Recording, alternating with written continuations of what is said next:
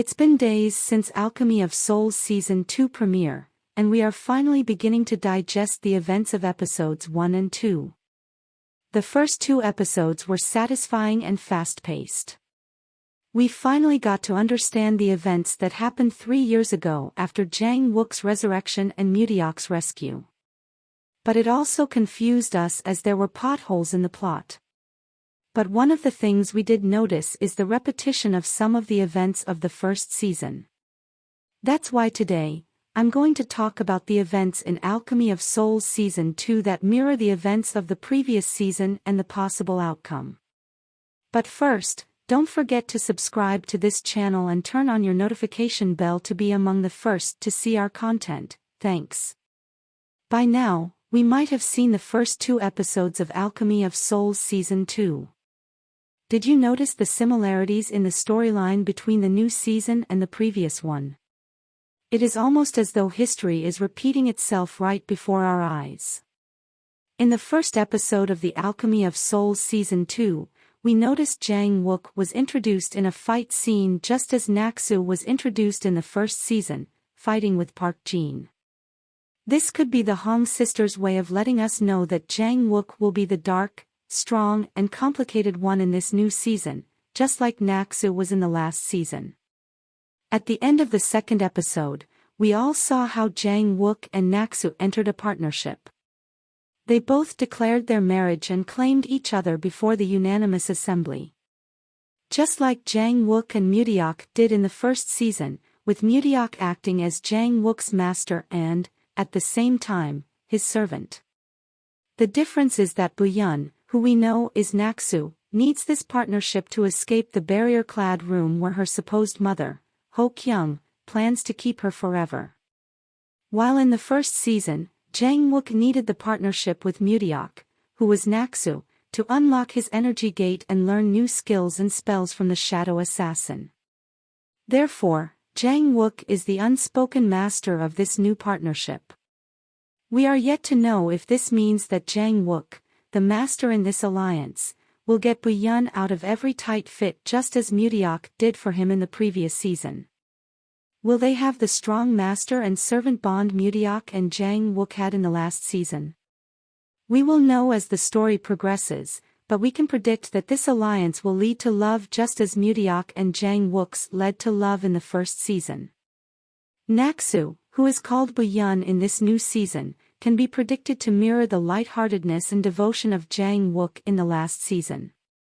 She will openly love Jang Wook just as Jang Wook did with Mutiok, thereby loosening his hardened heart as Jang Wook did with the shadow assassin last season.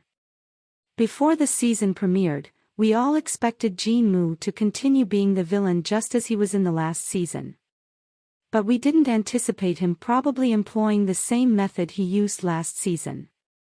In the preview of episode 3, we could hear Jin Moo saying he was going to call up Naksu's soul to distract Jang Wook. Now, we know Jin Moo is the new Guanju of Chanbugwan and can be considered one of the strongest mages in the show. His manipulative tendencies and sneakiness has masked his cowardice through the years.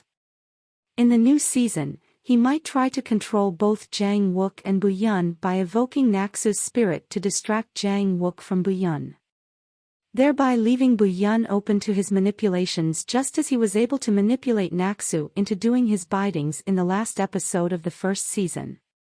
He might try to do so with Buyun this new season. But the thing is, he doesn't know that Buyun is Naksu. He suspects that there is something strange about her being Buyun as he had seen Naksu in the previous season and knows what she looks like. But when Buyun turned the enchanted lantern off in front of the unanimous assembly, he must have become confused about her true identity. One of the good things we might expect from this is he might end up causing Naksu to regain her memory. We heard Master Li explain in the second episode that if Buyun's body regains its powers, Naksu will regain her memory. As we can see here, at the end of the second episode, it seems like Buyun's body has begun to regain its divine powers. This could be the reason Naksu was able to turn the enchanted lantern off. This means the day of reckoning when the great priestess's body regains its divine powers, and the shadow assassin regains her memory is near. We can't wait to see when that will happen. It could be when Jinmu finally begins to pay for his atrocities. But we don't know what this might mean for Naxu. It could prove to be disastrous for her. Because if you recall, Master Li also stated that, for the two to coexist, Bu Yun had to lose her divine powers, and Naxu had to lose her memories. Does this mean they will stop coexisting when they both regain what they lost? We will find out soon enough, as the second season seems fast-paced. We can also see history repeating itself with the way the three most eligible bachelors in Daeho seem to be slowly falling in love with Naxu in this new season, just as they did in the last season. This makes one wonder if they were also intertwined in their previous life. In this new season, we can see the slow bond forming between Naxu and the three men who loved her in the previous season. If this isn't history repeating itself, I don't know what it is. In the second episode of the second season, we saw the first encounter between Naxu and Seo Yul after 3 years. This is a reunion we all waited for with anticipation. But somehow, Seo Yul didn't recognize his first love. Here, he stares at her and asks her if they have met before. This makes us wonder how and why he couldn't recognize his first love's face, while Jinmu could recognize her face right off the bat. Right now, I can't think of any reason why he didn't immediately recognize Naxu, who he had known for a long time. He also saw her body before it was burned on the pyre 3 years ago. There should be an explanation for this slight. However, we know he will likely fall in love with her again this new season. In the preview for the third episode, we can see the first encounter between the Crown Prince, Go-won, and Naxu.